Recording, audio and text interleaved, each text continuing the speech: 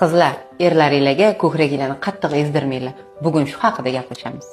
Sababi, sut bezi juda nozik a'zo hisoblanib, ichida juda ko'p mayda qon tomirlar va kapillyarlardan tashkil topgan. Qudag'ay, bugungi darsimiz Hasan va Husan ekan. Bu darsda bana klubda ishlaydigan qudag'aylarga ko'proq berishingiz kerak. Ana ularda Hasan bilan Husan juda qiynalgan. Kechasi bilan tayoq yeydi qizaloqlar, ertalabgacha qisilgan, ko'kargan, ustilarga tatirovkalar chizdirib tashlagan. Keyin mana olib chiqardim, osiltirgan. Ko'karib yopti bechoralar, bellari yag'ir bo'lgan. Ay millat. Ana ularda Hasan bilan Husanni tarbiyaviy soatga olish kerak. Bechoralar ko'kalarga ham olib chiqadi, mana osiltirib mana bu yoqqa. Shomallaydi.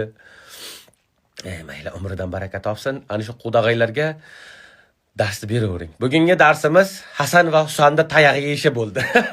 To'ylar muborak.